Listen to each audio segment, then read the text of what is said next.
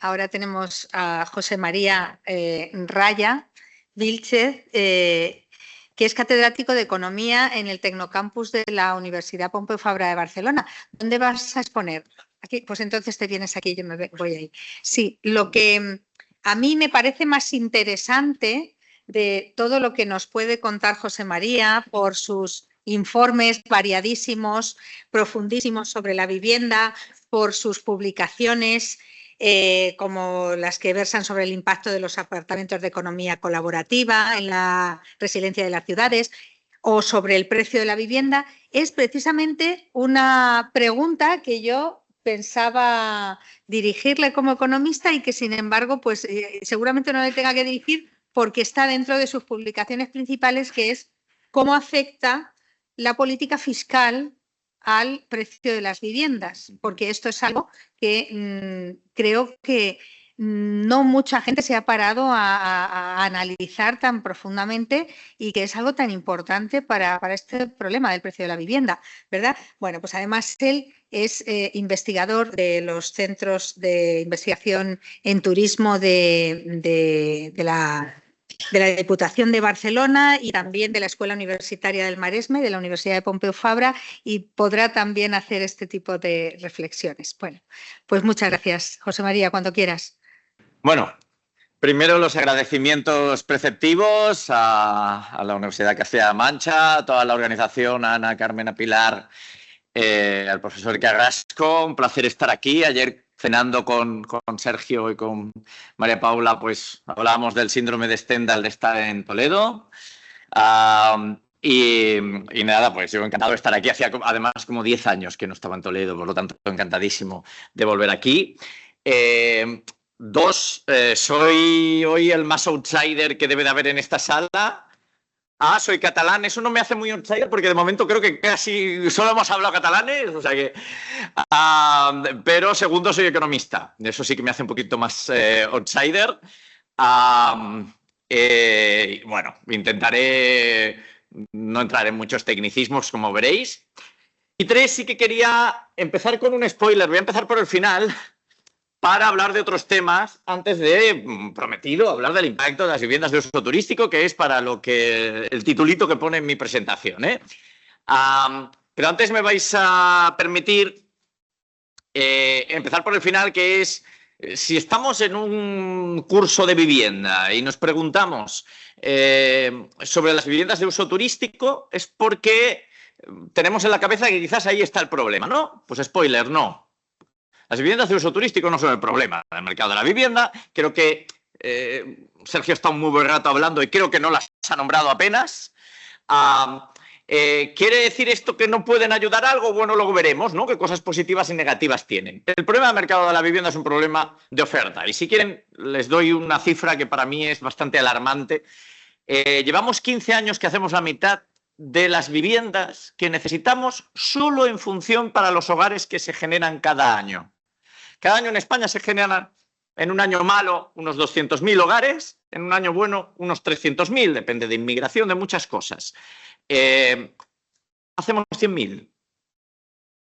Y una cosa que creo que nos tenemos que quitar de la cabeza es que hay como una doctrina por ahí que pulula por el ambiente, que parece que al mercado de la vivienda no le afecta lo que le afectaría al mercado de los bolígrafos. Si yo traigo aquí hoy una caja de 1.000 bolígrafos y ustedes me tienen que comprar, bastante probablemente yo los voy a tener que vender muy baratos para que me compréis los 1.000 bolígrafos de ahí. Sin embargo, si ninguno de vosotros hoy tiene bolígrafo y yo traigo hoy este bolígrafo, probablemente aquí se montaría una subasta y me pagaríais mucho por el bolígrafo.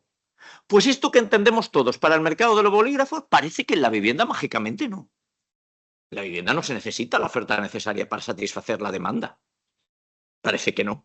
Hay que cogerla de otros sitios. La vivienda hay que cogerla de los turistas, hay que cogerla de los compradores extranjeros, hay que cogerla de las viviendas vacías. Pues como se ha dicho hoy, hay que cogerla ya porque se empieza a hablar. No es una tontería, ¿eh? En Cataluña se empieza a hablar. Ahora os hablo un poquito de Cataluña. De las habitaciones vacías que tiene la gente. Esta gente mala que tiene alguna habitación vacía en su vivienda. No, cojámosla de cualquier sitio, menos hacerla. Hacerla no, hacerla malo. Hacerla en todos los formatos. Hacerla privadamente, sí. Hacerla pública, sí, no tenemos. Hacerla pública en alquiler, sí. Hacerla pública en propiedad, sí. Es decir, es que no tenemos de nada. Ahora mismo la escasez está en todos lados. Por lo tanto, la necesitamos hacer. Y antes de empezar con las viviendas de uso turístico, déjenme que les diga la línea argumental que lleva el Laboratorio de España en Política de la Vivienda, que es Cataluña, que es de donde venimos. En Cataluña, cuando empezó la crisis financiera, ya se ha dicho un poco, en algún momento se pensó en todas esas familias que las había, que tenían dificultad para pagar la hipoteca, que tenían dificultad para pagar el alquiler. Pues se hicieron unas cuantas leyes, se han hablado aquí, muy proteccionistas con el vulnerable, que han aprovechado no vulnerables. Primer error.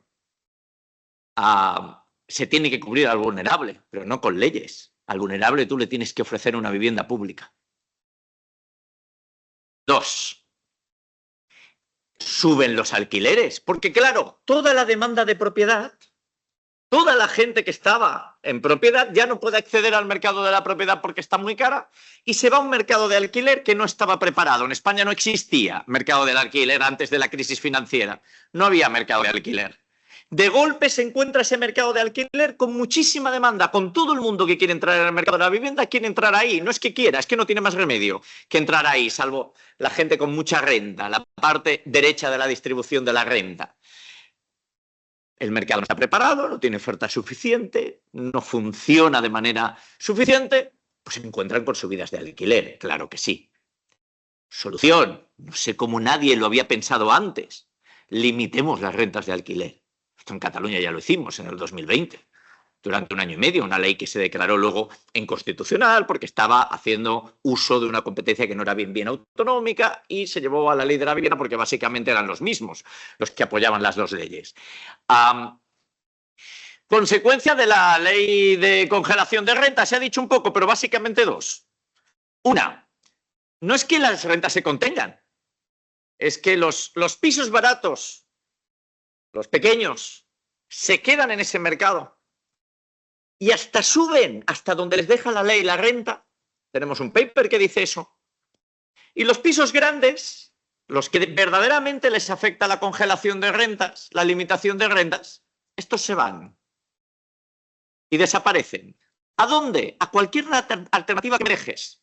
Yo siempre digo que la ley de limitación de rentas es una escena de un capítulo de Mr. Bean. ¿Habéis visto alguna vez a Mr. Bean o cualquier humorista de estos que son sin palabras, que se encuentran en un agujero donde sale agua y para tapar la fuga de agua ponen la mano? Y entonces sale el agua por allí y ponen el otro brazo y empieza a salir por abajo y ponen la pierna y acaban jugando al enredos. Y el agua acaba saliendo por otro sitio. Porque siempre hay una salida. Si limitamos el alquiler, pues me paso el alquiler turístico. ¿Que me limitas el turístico? Me paso el de temporada. ¿Que me lo limitas? Pues me voy a la compraventa y la vendo, mi vivienda, o la dejo vacía. Haré lo que sea necesario, pero si me pones el mundo tan difícil, lo hago. Pero la consecuencia más grande de esta ley, que subyace en lo que os acabo de decir, es una bajada del 30 y pico % desde que empezó en 2020 de la oferta de viviendas en alquiler en Cataluña. Ir a intentar alquilar una vivienda en Cataluña, cada vez más en el resto de España también, por el efecto llamada, pero en Cataluña en particular, es hacer un casting. No es ir a vivir de alquiler, haces un casting. Tú te presentas a un papel y hay 1000 que se presentan para ese mismo papel y ten suerte con tu vida. Tienes que ser el mejor de los 1000, porque si no eres el mejor, cogerán a otro. Por lo tanto, estamos haciendo una ley, teóricamente, para proteger a gente que no va a acceder nunca, porque no es la primera de la cola. Segundo, limitamos Y ahora ya la cadena, ¿eh? Limitamos los alquileres. No acaba de funcionar. Ah, es que no hemos limitado los alquileres turísticos. Venga, limitamos los alquileres turísticos. Se van al alquiler de temporada. El alquiler de temporada en los últimos años en Cataluña, cifras oficiales, de Incasòl, ha aumentado un 45% en el año de estadísticas que llevamos. En el año de estadísticas que llevamos. Si miramos fuentes tipo Idealista y tal, se ha multiplicado por 3. ¿Vale? Bueno, pues ahora la siguiente ley obviamente es limitar el alquiler de temporada. ¿Con eso qué vamos a hacer?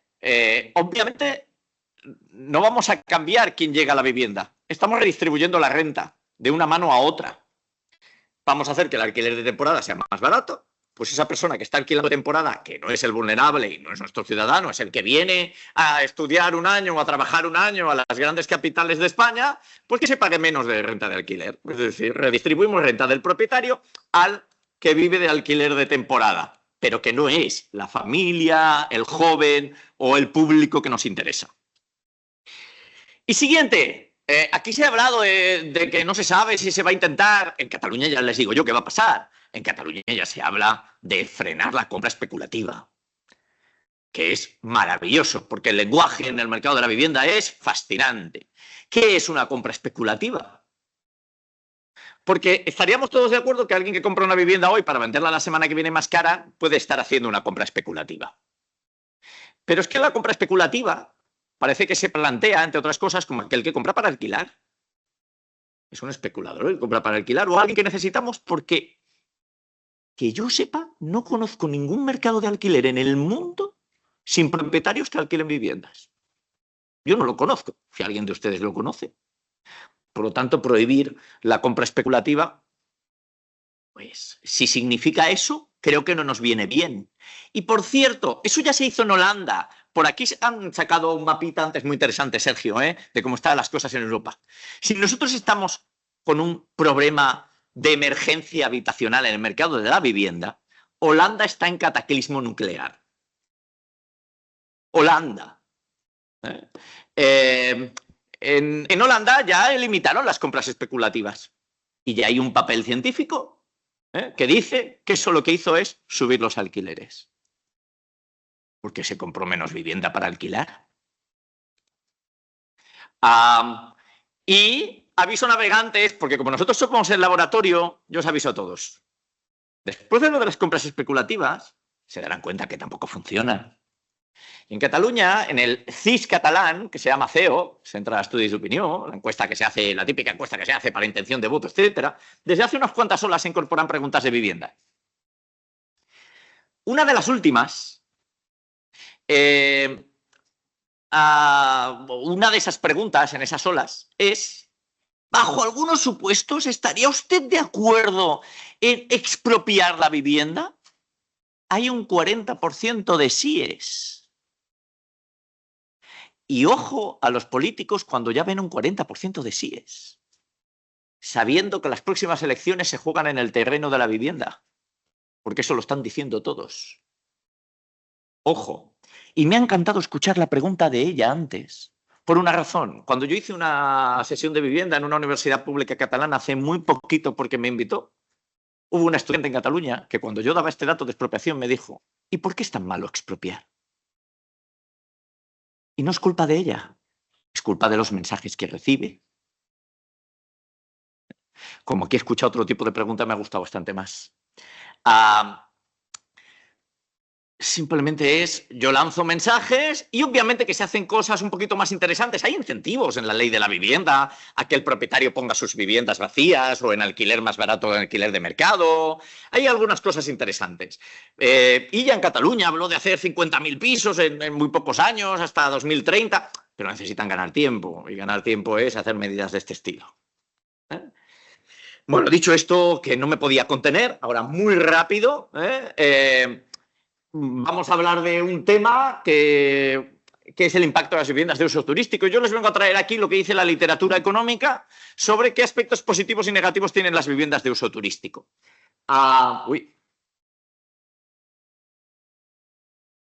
Y si le doy aquí, ¿cómo avanzo? Vale, perdón, ya lo veo una flechita aquí. Vale, ya está.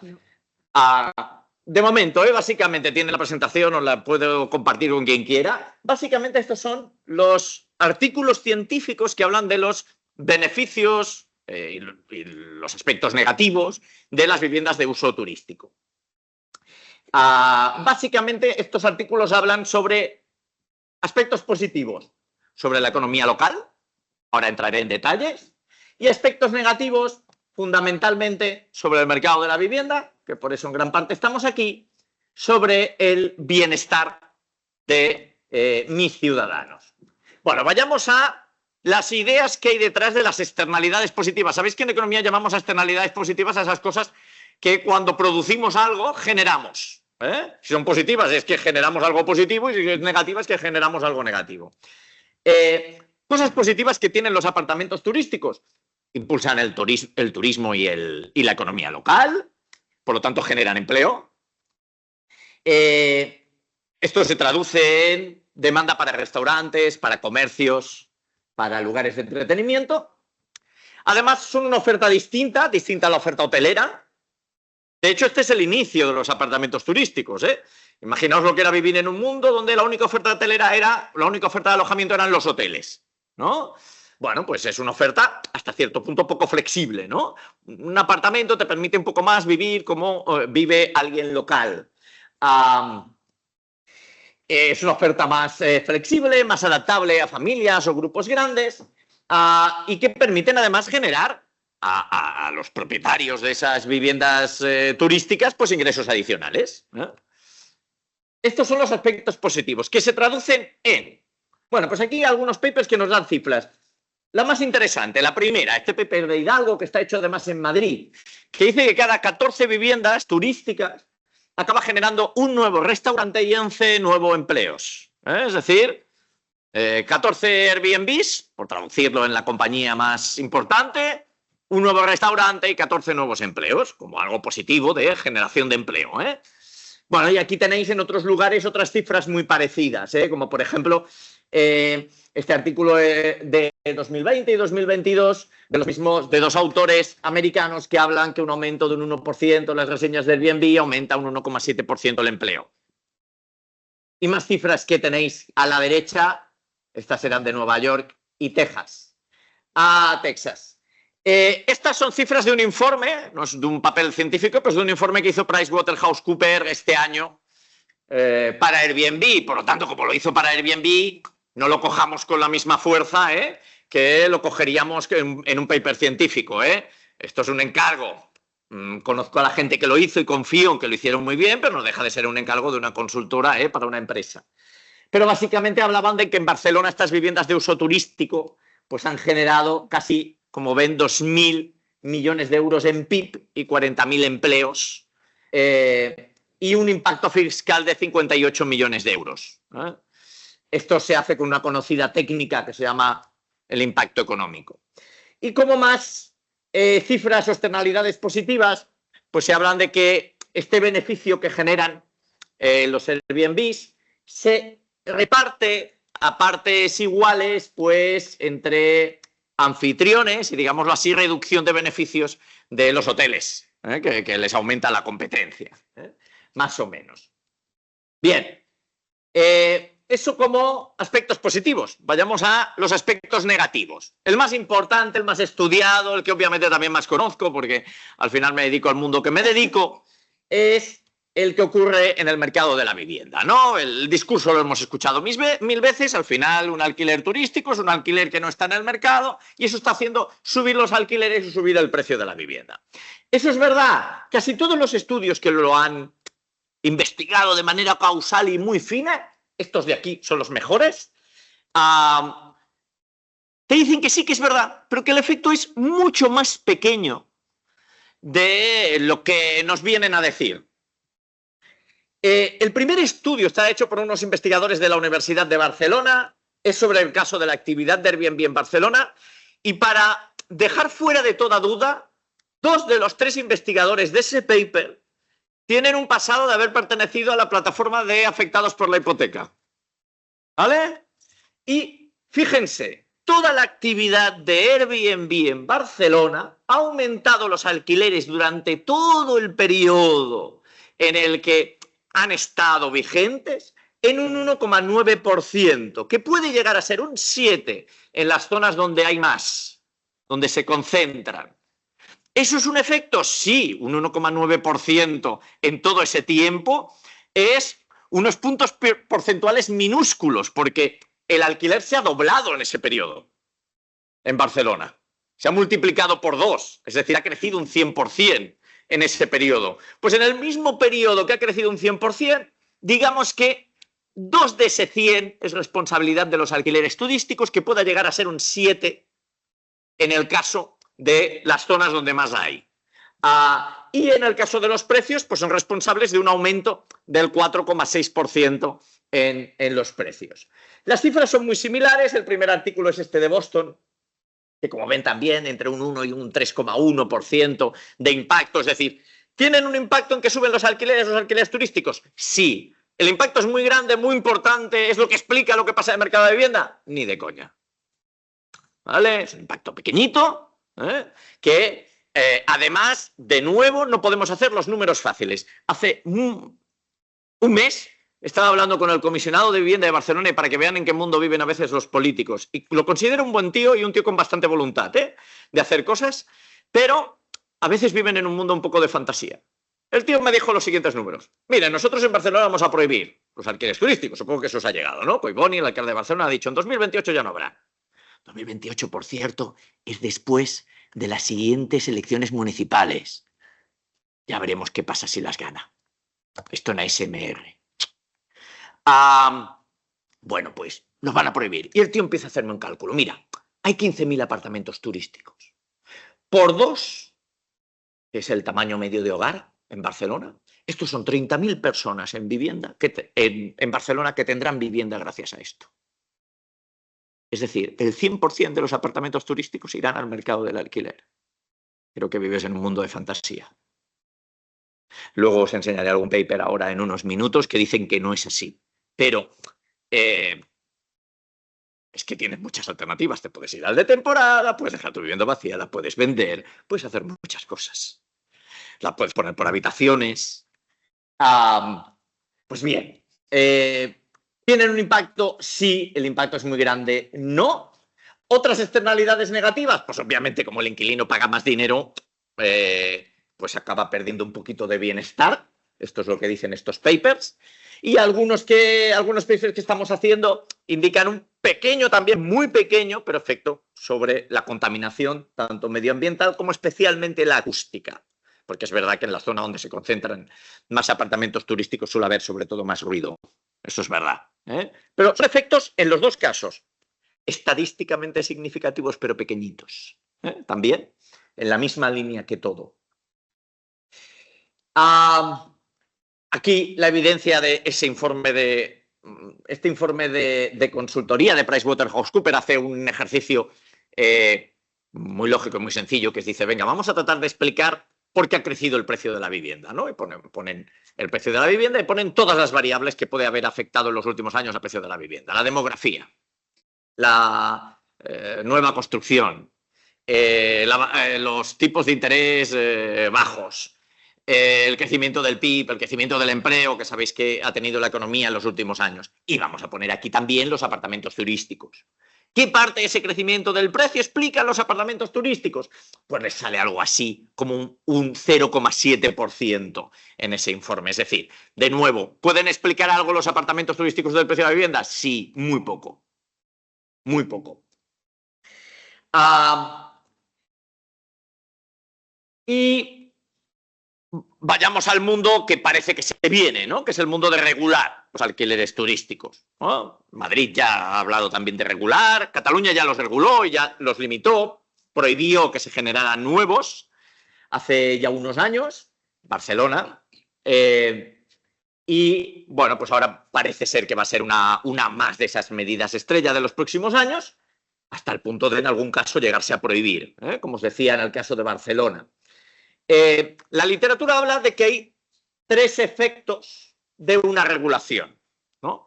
El primero es en el que creen los políticos, el que lo explican todo para ellos, ¿no? Bueno, si regulamos los alquileres turísticos, aumentará la oferta de viviendas en alquiler, se trasladarán al mercado de alquiler de largo plazo. Esas viviendas que ya no se podrán alquilar en el mercado turístico. ¿Y eso qué llevará? Pues llevará a una reducción de los precios del alquiler. Pero es que hay dos efectos más. Hay un efecto que tiene que ver con las externalidades, con los ruidos. Si en una zona donde había ruidos, pues ahora hay menos ruidos, pues quizás hay más gente que quiere ahora alquilar ahí. Con lo que eso hará todo lo contrario, subir precios. Porque en una zona donde tú no querías vivir porque estaba llena de turistas, pues ahora dices, ahora no está llena de turistas. Me interesa. Y luego el tercero va en el mismo sentido del primero, pero es un efecto distinto, que es, ¿y toda esa gente que trabaja en los apartamentos turísticos? Pues hombre, si les quitas, que ya no querrán vivir en el lugar donde trabajaban, porque ahora van a trabajar en otra cosa. Y por lo tanto es verdad que va a disminuir la demanda de alquiler en esas zonas, por esos trabajadores que ya no querrán trabajar ahí, y eso reducirá precios. Los lugares donde han hecho medidas de limitación o prohibir los alquileres turísticos ya han dado a algo de literatura. Son estos dos papers científicos, de 2021 y 2024. Y de nuevo, la misma idea. ¿El efecto es beneficioso para el mercado de alquiler? Sí, pero muy pequeño. Efectos de reducción de los alquileres de 2-3%, que son efectos muy pequeñitos, que pueden llegar a un 5 o 6 en zonas donde hay mucha acumulación, pero no más. Por lo tanto, y concluyo un poco todo el tema, los alquileres turísticos no dejan de ser un producto más con sus ventajas y sus inconvenientes, con sus externalidades positivas y negativas, que si nos interesa como una posibilidad de crecimiento económico, pues bien, y si no nos interesan, pues mal. Cuando antes les hablaba de Holanda, que ya ha intentado todos los motivos para restringir la oferta, ahora se va a intentar restringir la demanda. Y no sé si saben que Holanda, Ámsterdam, está tratando de que todas sus universidades no den cursos en inglés. Para que no vayan estudiantes y no tensionen el mercado de la vivienda. ¿Queremos eso? Pues nada, que no venga nadie, que no tensionen nuestro mercado. O, repito, siempre se puede aumentar la oferta, que es una posibilidad. Bueno, pues muchas gracias y, por supuesto, atento a cualquier cosa que consideréis. Muchas gracias, José María. Damos la bienvenida, en primer lugar, a don Alberto Torres López, que ha venido en este momento. Es director jurídico de SEPIN. Quienes hemos trabajado, leído, consultado en SEPIN sabemos, bueno, pues de qué estamos hablando. De la editorial que ya es una universidad online de conocimiento completo, continuo, sobre propiedad horizontal, arrendamientos y todo tipo de cuestiones, porque ya se ha alargado a todo tipo de cuestiones. Además, tiene un fondo investigador muy profundo porque es autor de 28 artículos de revistas, muchas colaboraciones en obras colectivas y libros sobre arrendamientos y propiedad inmobiliaria y es presidente de la sección de arrendamientos y propiedad horizontal del ICAM. Por lo tanto, cuando quieras, Alberto, bienvenido y gracias. Bueno, pues muy buenos días a todos. Muchas gracias por la presentación. Es un placer estar aquí con todos vosotros. Yo venía a una mesa redonda, venía a debatir, no traigo ni PowerPoint ni cosas de estas. Tenía unas notas apuntadas en el ordenador, pero poco más. También os tengo que decir que yo no soy docente, ¿no? Y eso se nota, ¿no? Yo he llegado tarde, pero he tenido la oportunidad de escuchar a mi predecesor y no tengo la facilidad de palabra ni la capacidad investigadora que pueda tener él. Yo soy abogado en primero, me permito escribir y simplemente viendo el elenco de participantes, pues me hacía mucha ilusión ver que casi cito a todos en mi último libro, o sea que eso desde luego imprime carácter para lo que es todo participar en esta jornada. Y bueno, a mí me dijeron que hablara de los apartamentos turísticos, ¿no? Y de la problemática que trae consigo los apartamentos turísticos de forma lo más distendida posible, sí, desde luego desde la vertiente más jurídica.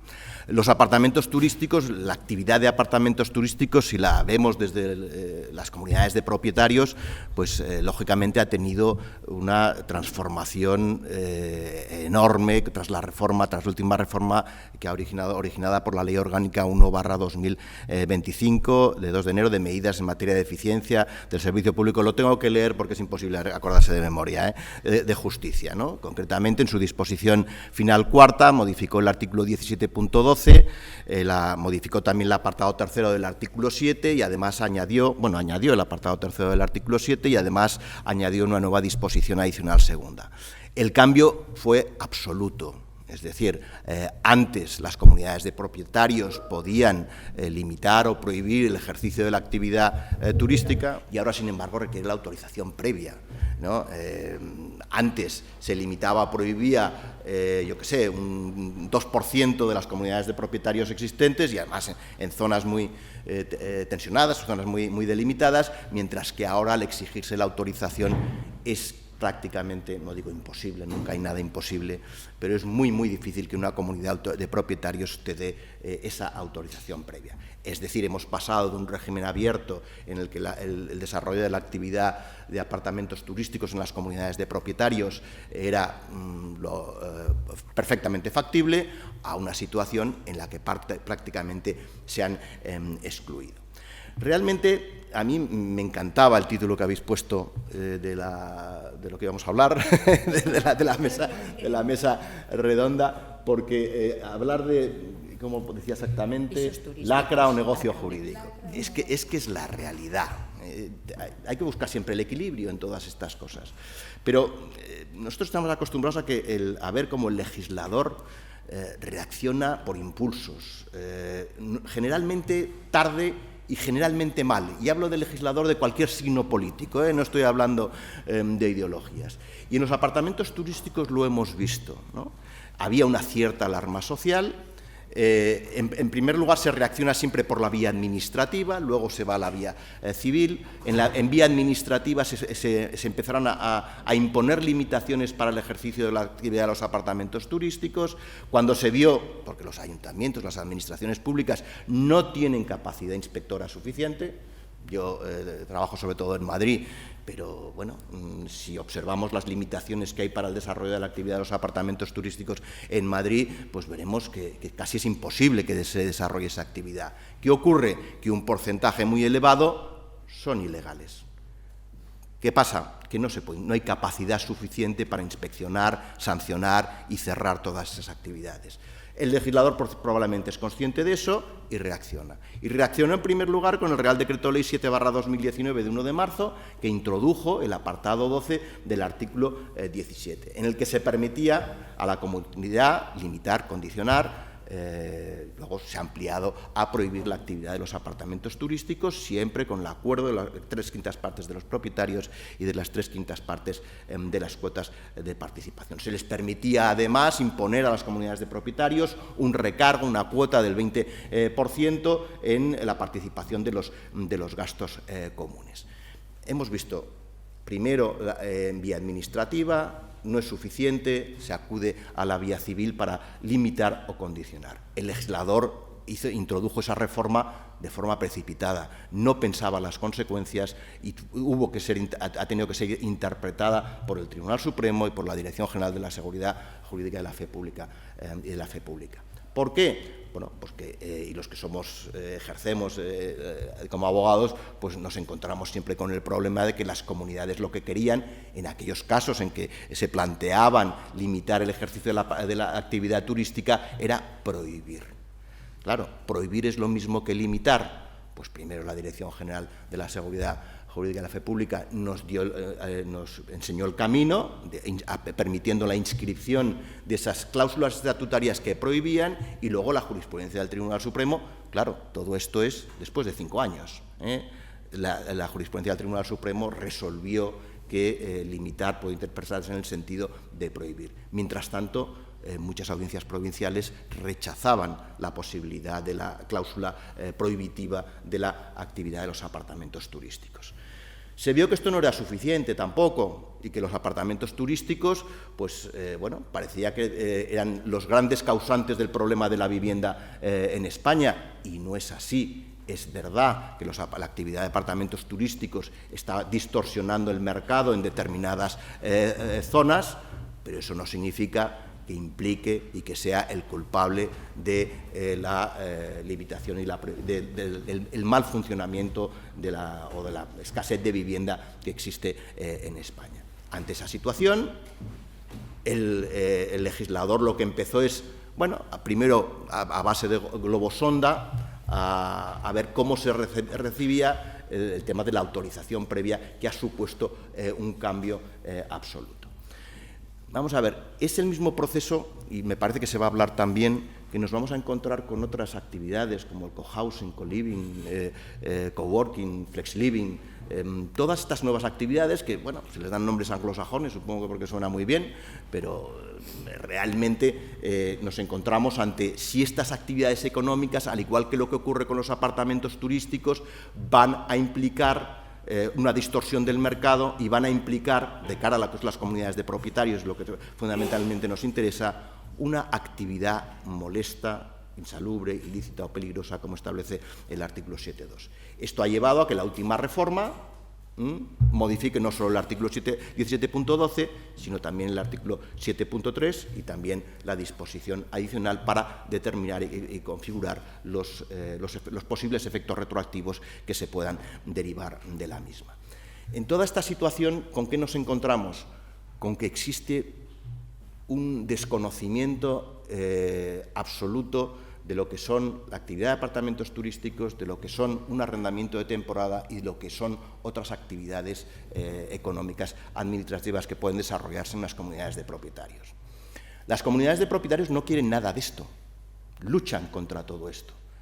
Las comunidades de propietarios quieren siempre que haya un bar en la comunidad de enfrente, pero no en el suyo, porque les ocasiona molestias. Y las comunidades de propietarios quieren acabar con estas situaciones. Y ahora mismo, en la situación en la que nos estamos, va a ser fácil desde el momento que se exige esta autorización previa. Pero no van a acabar con las nuevas actividades económicas derivadas de las, como os decía, de otras modalidades de co-living, co-housing, co-working, flex living. Está siendo la vía administrativa la que está sancionando en Madrid, en Barcelona, se están estableciendo importantes limitaciones para el desarrollo de estas actividades, la necesaria utilización de la correspondiente licencia para que puedan desarrollarse las mismas. Esto no implica que todas estas actividades sean ilegales y sean molestas per se, no. Una actividad de apartamentos turísticos puede ser perfectamente lícita, con su licencia, cumpliendo con todas las limitaciones que en vía administrativa se establecen y no tiene por qué originar estas molestias. Si la comunidad de propietarios considera que origina molestias, así lo aprueba en Junta, tendrá necesariamente que acudir al procedimiento del artículo 7.2 de la Ley de Propiedad Horizontal, un procedimiento especial, un procedimiento específico que exige el cumplimiento de una serie de presupuestos con carácter previo para el ejercicio de la acción. Pero esto mismo, repito, no implica que todas esas actividades sean per se molestas. Las actividades de la actividad de los apartamentos turísticos, que ahora nos estamos encontrando con todas aquellas comunidades que ya con anterioridad tenían viviendas locales que estaban desarrollando la actividad porque tenían una licencia previa a la limitación, a la reforma de la Ley Orgánica 1/2025, todos esos propietarios que están desarrollando esa actividad van perfectamente a poder continuar desarrollando su actividad, salvo que la actividad pueda probarse que es una actividad molesta. Y la prueba de una actividad molesta en un procedimiento judicial es complicadísima, complicadísima. Es quizás lo que caracteriza los procedimientos del artículo 7.2 de la Ley de Propiedad Horizontal, la dificultad de la prueba. No es suficiente con la declaración de los testigos, de los vecinos, que no se pueden considerar propiamente como parte en el procedimiento, pero desde luego tienen un interés, lógicamente, en la declaración. Hay que acudir a pruebas incluso de detectives, pruebas de medición de periciales, por supuesto, acumular una serie de indicios que al final permitan el ejercicio de la acción. Pero siempre distinguiendo lo que es la vía civil de lo que es la vía administrativa. Administrativamente pueden cumplir con todos los presupuestos legales, todas las licencias se conceden sin perjuicio de los derechos de terceros. En vía civil la cuestión es totalmente distinta. Yo creo que esto es un poquito el marco. Yo no sé si podemos profundizar en alguna cuestión más que consideréis. Precisamente, yo me preguntaba cuando has hablado del régimen de no retroactividad, del régimen de la aprobación y la prohibición expresa, no limitar ni condicionar, ahora es prohibir, para los pisos turísticos, los alquileres turísticos. A mí me suscita dudas la interpretación, y quería contrastarla con lo que tú entiendas, de, bueno, pues cuando dice que no afectará a actividades de alquiler turístico que se estuvieran realizando con anterioridad a la entrada en vigor de la Ley Orgánica 1/2025, y luego dice algo así como que seguirán sometidas a los plazos y condiciones impuestas, pero se refiere a los plazos y condiciones de la licencia que ya había conseguido ese piso turístico y por lo tanto a su régimen de prórrogas, o se entiende que cada vez que venza el periodo para el cual esa autorización se ha concedido. Sí, estaba preguntando por el régimen de no retroactividad, si la no retroactividad para los alquileres turísticos que ya estaban en funcionamiento con anterioridad a la Ley Orgánica 1/2025, cuando dice que seguirán pudiéndose desarrollar y quedarán sometidos al régimen administrativo, así lo entiendo yo, al régimen administrativo que los hubiera autorizado, lo cual significa que en aquellos casos en los que estén sujetos a declaraciones responsables o en aquellos casos en los que estas prórrogas sean automáticas, como ocurre también en algunos ayuntamientos, estos alquileres turísticos no se podrán nunca prohibir, no caerán nunca dentro de la esfera de aplicación de esta norma, o si por el contrario hay que entender que si las licencias se conceden para un año o tienen las declaraciones responsables tienen una validez de un año, las prórrogas automáticas ya no sirven para legitimar la actuación.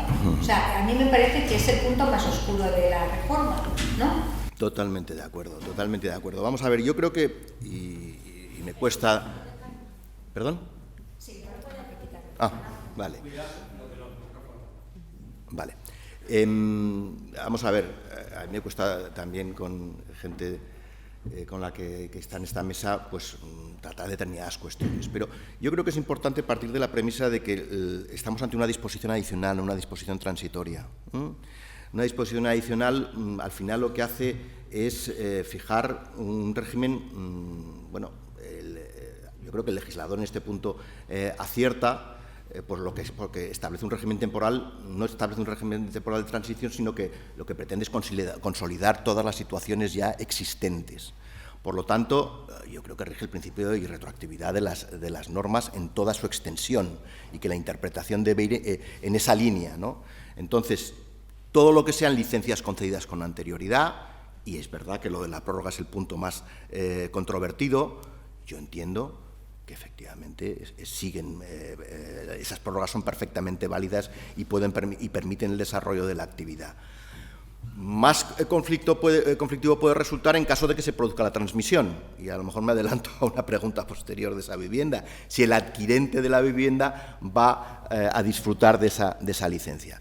Si en el primer caso, yo lo tengo bastante claro, según mi criterio, y siempre, por supuesto, respetando otros criterios que puedan existir al respecto.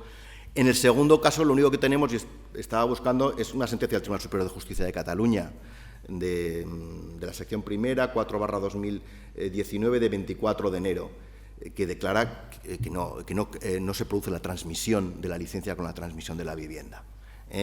Vamos a ver cómo los tribunales van actuando y reaccionando en esa línea. Yo, en fin, creo que debería también en estos casos quedar cubierta. Vamos a ver, el problema de los aparatos, yo creo que deberían quedar también cubierta. Es que desde el momento en que mezclamos la vía administrativa con la vía civil, yo creo que vamos mal. Yo soy civilista puro y duro, y además, ya repito, ejerciente, ¿no? Siempre que tienen que intervenir los tribunales de justicia de lo contencioso administrativo, no coinciden muchas veces con lo que es la solución a la que llegan los tribunales civiles. Yo, desde una perspectiva puramente civil, y eso que estamos hablando de un ámbito de licencias, yo creo que la irretroactividad tiene que ser en todos los términos y siempre a favor de cualquier duda, interpretarse a favor de la irretroactividad. Sí, bueno, esto de cualquier duda a favor del propietario porque sean normas restrictivas no se siguió con la interpretación de que de que condicionar o limitar era prohibido. Porque claramente el Tribunal Supremo dijo limitar o condicionar, en el 2024 lo dijo, es prohibir. Cambiar la norma es prohibir, ¿no? ¿Dónde quedó entonces pues aquel informe de la Comisión Nacional del Mercado de Valores que decía, ¿dónde quedó entonces aquella, es decir, no se ha utilizado un criterio de interpretación restrictiva de las normas que limitan derechos, ¿no? Entonces, ¿dónde quedó pues aquella jurisprudencia inicial? ¿Qué ha ocurrido para que aquella jurisprudencia inicial que decía que el destino de un elemento privativo no venía a limitar los usos que podían realizarse lícitamente, que para eso estaba el artículo 7 de actividades prohibidas? Todo esto, claro, es que hemos llegado a un régimen que yo creo que lo que se echa en falta es saber qué hay detrás. Es decir, ¿de verdad es la paz vecinal? ¿De verdad son las relaciones de vecindad? ¿De verdad es, el bienestar de la comunidad de propietarios el trasfondo de la norma? ¿O es más bien la continuación de una presión de determinada lobby o grupo empresarial, hotelero, que no quiere la proliferación de estos grupos? Porque claro, es que aquí va a ocurrir una cosa. Ahora, leía el otro día en una revista de economía semanal que el modelo estaba cambiando por todas esas razones que tú apuntabas. Ya se ha bloqueado el sistema y ahora se va a optar por otro modelo. Y este modelo es de edificios completos. Ya no tenemos el problema. Edificios completos, único propietario, grupo empresarial. Vamos a reconvertir la actividad hotelera en pisos, apartamentos turísticos, y entonces tenemos los mismos problemas que la técnica privada quería eliminar, ¿no? Los mismos problemas públicos de concentración de turismo, vaciamiento poblacional del centro de las ciudades, contaminación, ruidos, no sé qué, eso ya lo vamos a... Elevación del precio de las viviendas también, porque el turismo hace crecer también todo tipo de precios, ¿no?, en esa zona. Con lo cual, realmente no podemos seguir diciendo que aquí lo que hay básicamente es una presión hotelera. Pues yo creo que sí. ¿Qué te voy a decir? Vamos a ver, en todas estas cuestiones, hablaba al principio, la alarma social. ¿Qué es la alarma social?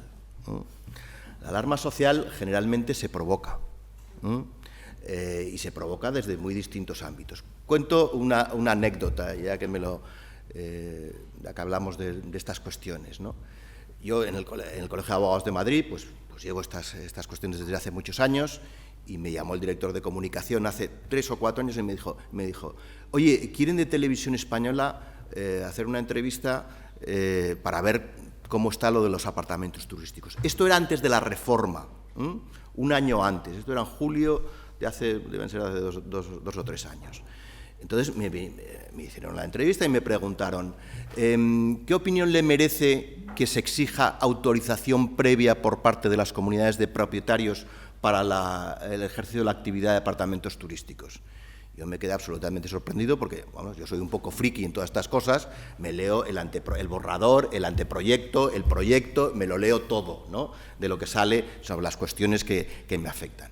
Entonces, pues bueno, yo le dije que suponía un cambio muy importante, en fin, salí como pude cuando sale de hacer una entrevista de estas, y ya cuando acabamos le pregunté al periodista, y digo, ¿y esto? ¿De dónde os viene esta noticia? Y de verdad, no lo digo sin ningún sesgo político, en absoluto, pero me dijo el periodista, de Moncloa, directamente. Era lo que os comentaba, globo sonda previo. Un año antes de la reforma, vamos a ver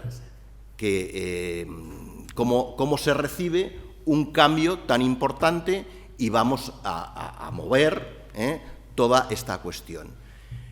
Eso no quiere decir que realmente no existiera un problema, porque en Madrid, en Barcelona, en los grandes Málaga, en los centros de las ciudades, la presión es brutal de los apartamentos turísticos. Eso implica que era necesario realmente, desde un punto de vista civil, con la reforma de la Ley de Propiedad Horizontal, cambiar todo el sistema exigiendo una autorización previa que, seamos conscientes, implica vedar el ejercicio de la actividad de los apartamentos turísticos. Yo no estoy a favor, sinceramente, es mi criterio, es mi opinión. Yo creo que hay otros caminos y probablemente por la vía administrativa, porque estamos hablando de una actividad que es una actividad económica y que exige el cumplimiento de unos presupuestos administrativos, hay vías suficientes para luchar contra ella. Y si hay que potenciar la actividad inspectora de las comunidades autónomas y de los ayuntamientos, hagámoslo. Si realmente, repito y lo he comentado, si vemos como en Madrid, para el desarrollo de la actividad de los apartamentos turísticos, los presupuestos que tienen que cumplirse para que se conceda la licencia, es que prácticamente es imposible. O sea, en una comunidad de propietarios al uso, de que el vecino del cuarto lo desarrolle, lo exija o pida, desarrolle la actividad de apartamentos turísticos. Entonces, ¿para qué vamos a limitar de esa forma el ejercicio de esta actividad económica de raíz? Yo creo que no es necesario. Pero vamos, mi criterio. Muy bien. Y que para eso está el artículo 7 de la ley. Claro. Bueno, y José María, ¿tú qué opinas sobre esta cuestión? Bueno, yo como economista soy muy fan de los incentivos y muy poco fan de las limitaciones sobre prohibiciones y, por ejemplo, si usted cree que los apartamentos están muy bien tratados porque pagan menos IVA, pues creo que la Unión Europea está tratando, ¿no? Porque quizás tenemos que equiparar el IVA a otras actividades, ¿no? Esto no solo sirve para esto. Cuando usted no quiere que compre una vivienda, alguien que ya tiene 1, 2, 3 o 4, pues porque lo va subiendo un poco, ¿no? El IVA o el impuesto de transmisiones patrimoniales, las sucesivas compras, pero también de una vuelta, porque tiene que pagar IVA, ITP, y así contesto una pregunta que se me ha hecho al principio, así me olvidó. ¿Por qué tiene que pagar IVA o ITP a alguien que accede por primera vez a la vivienda? Probablemente ese impuesto tendríamos que quitarlo. Les doy un par de cifras de temas positivos. Uno, el 45% del precio que paga alguien por vivienda hoy son impuestos. Impuestos a lo largo de toda la cadena. El constructor se construye para licencias. El que compra paga ITP o paga IVA. Si la mantienes, pagas IBI, pagas renta imputada. Si la vendes, pagas plusvalías, pagas IRPF. Es decir, toda esa cadena impositiva son un 45% del precio. Bueno, creo, en un informe reciente del Instituto de Estudios Fiscales del tercer país de la OCDE, con más carga impositiva a la vivienda. Y ahora, pues si alguien se lo está planteando, pero eso significa que dediquemos mucho gasto a política de vivienda, porque si se recauda y se dedica luego el problema, fantástico. Pues dedicamos, en estos años que hemos recibido fondos europeos, 1 de cada 4 euros que recibimos por impuestos a la vivienda, dedicamos una política social a la vivienda. Es decir, cuando escuchéis a un político el que sea diciendo que la vivienda es el tercer pilar o el quinto pilar del estado del bienestar, lo es para hacer una ley o para hacer una regulación. No lo es para lograr un presupuesto público. para lo que debería de ser. Y una última reflexión en términos políticos simplemente. La vivienda ha pasado a ser el primer tema de preocupación en el CIS. Hace 4 años no tenía ni un 1%. Quizás tenemos que plantearnos quién ha hecho esa reflexión de aquí, que sea el primer tema. Pero si quieren les doy un truco estadístico, que también han utilizado muy bien los políticos. La segunda y la tercera cuestión del CIS son preocupaciones de la ciudadanía en torno a la política, que eran antes una pregunta conjunta. ¿Usted está preocupado por los políticos? Y otra pregunta, ¿usted está preocupado por la corrupción política? Esto era una misma pregunta. La han separado y claro, ha pasado a ser la segunda y la tercera preocupación.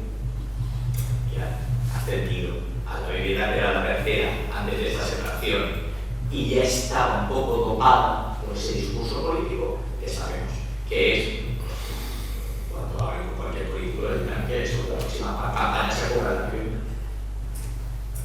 Muchas gracias, José María. Una última pregunta para el señor Torres. Vamos a ver. ¿Voto presunto para esa doble mayoría reforzar así o no? Lo digo porque generalmente para las modificaciones estatutarias prohibitivas la doctrina era que el voto presunto no era, no equivalía a unanimidad. Por lo tanto, ¿qué hacemos? Pues bueno, ¿el acuerdo limita o autoriza con carácter general a todos los vecinos, a todos los propietarios del desarrollo de la actividad, o es en interés exclusivo, bueno, en beneficio exclusivo de uno de ellos? Es que según cómo se adopte el acuerdo, acudiendo al 17.8, es el del voto presunto, si interpretamos el artículo 17.8, creo que estoy hablando de memoria, en su literalidad, pues podemos considerar que en un caso es necesario el voto tener en cuenta el voto presunto y en cambio en el otro no. Yo creo que todos estos acuerdos deben ir con el voto presunto. Otra cosa es que estemos de acuerdo con el voto presunto, que es algo que hay que cambiar. Me horroriza el voto presunto en las comunidades de propietarios. Yo creo que hay que fomentar que el propietario participe, y el que no participe no hay que premiarle. El que no va no tiene por qué premiársele en ese caso. Pero si realmente es un acuerdo general que no se considera en beneficio exclusivamente o en interés exclusivamente de un propietario, hay que aplicar el artículo 17.8. Muy bien. ¿Alguna pregunta? Porque nos quedan 2 minutos para salir a tomar el café. Hay una en el chat. ¿Sí? A ver. Sí, estoy apagado. A ver. Traslado el comentario, no lo he leído previamente, dicen Ainhoa Orrantía Balado. Con todos mis respetos, es notable que muchos de ustedes no viven al lado, encima o debajo de pisos turísticos. Por otro lado, generar más actividad inspectora supone generar más gasto público, originado para la expresa vigilancia de los pisos propietarios de segundas, terceras viviendas, que son precisamente quienes con más recursos cuentan. Sinceramente no lo veo. Por último, las exigencias a los complejos hoteleros son mucho mayores y más fáciles de vigilar sin originar mayor gasto público del que ya existe en materia de inspección. Bueno, pues no era una pregunta, era un comentario que, bueno, creo que convenía trasladarlo aquí. No sé si hay alguna otra pregunta. Sí, yo. Déjame el tuyo. Está en cámara. Yo, por razones de la vida, me he convertido en un gestor también de las cosas de asuntos comunitarios referidos a estos pisos. Unas veces en pro y otras veces en contra, según quien lo pida, sea amigo. Ya sé que se lo digo a un amigo, y si el amigo viene en contra y está en la presidencia de la comunidad, y a favor, hay una cosa curiosa en cuanto a la psicología del voto. Y esto debería estudiarlo más. Bueno, no es tampoco especialmente un asunto de la microeconomía, pero también es un asunto de la microeconomía de los incentivos a vida. Si hacemos una línea en el sentido rawlsiano de estar todos detrás del velo de la ignorancia. Es decir, vamos a votar, pero vamos a votar sin un especial cabreo contra nadie, ni una especial querencia contra algo. Vamos a votar detrás del velo de la ignorancia de qué haremos nosotros mañana, qué querremos nosotros, yo, qué querrá mi vecino, qué querrán mis hijos. Y por tanto operamos en un horizonte de ignorancia, propios, incentivos egoístas. No entiendo el voto en contra del alquiler turístico. No lo entiendo. Yo, cuando he tenido que intervenir en favor, les digo, póngase usted, hagan un esfuerzo de ponerse detrás del velo de la ignorancia. Yo sé que a ustedes, este señor que tiene ahí en casa, tiene repareja. Probablemente porque envidia, y se puede lo mataría. Pero póngase detrás del velo de la ignorancia. No será usted quizás mañana el principal necesitado fervoroso de poner su propio piso en el mercado. ¿Listo? Digamos, usted es fijo. Digamos que su hijo ya está establecido, usted ya tiene una edad que pronto está bajo tierra. Sí, que por ejemplo en el alquiler turístico, es decir, ¿por qué se piensa usted que nunca va a estar la necesidad de hacerlo? ¿Por qué se priva usted esta posibilidad? No se prive. No vote en contra. No se prive de una posibilidad que no sabe y la va a querer mañana. Y así se nos ha cortado. Y en un par de ocasiones se ha conseguido doblegar el voto negativo. Pues claro, dice, bueno, aparte de lo de que tengo seguido, que me queda mal, pues me salgo con mí y digo, oye, pero es que a mí me viene también porque se está sacando un dineral de todo esto.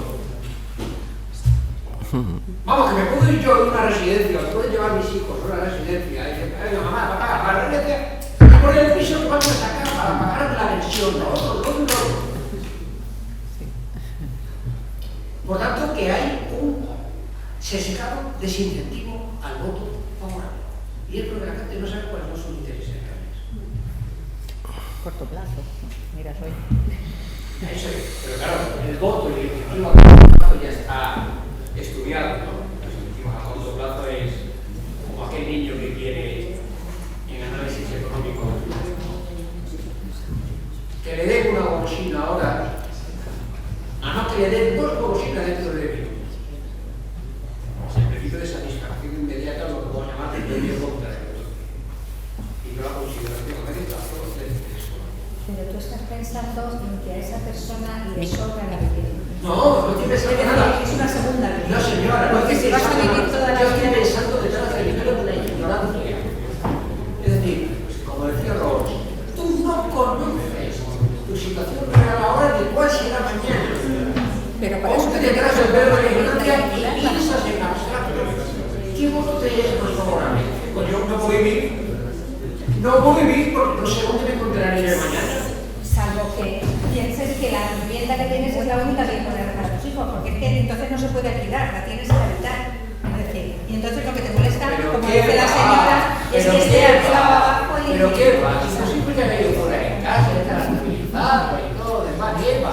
A ver, el problema es que el ejército seas tú quieras vivir tranquilo, tengas enfrente un apartamento turístico lleno de gente con botellón subiendo y bajando las fiestas. Eso está en el artículo 7, no podía. Y te vas a morir de verdad, el gusto que te van a dar. Claro, si es un viejecito, como tú dices, no puede hacer consideraciones de medio plazo ni de largo plazo porque no va a llegar hijos a ella. Pero sus hijos se pueden hacer.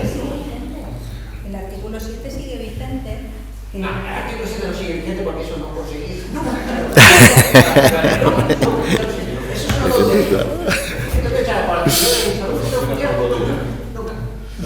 Pero si funciona que tiene hijos. Están pensando. Los hijos están pensando en quedarse con la casa para... Y el viejo nunca piensa a medio plazo, porque eso es irracional, es una conducta de viejo. Bueno, ya. Pero que cuando creo que tiene ya la chocheta completa, fijas que ese por ti. Claro. Genio figura. Sí. Cerramos, ¿no? Bueno, pues nada, hasta aquí esta primera parte de la jornada. Ahora tenemos una pausa de unos 20 minutos.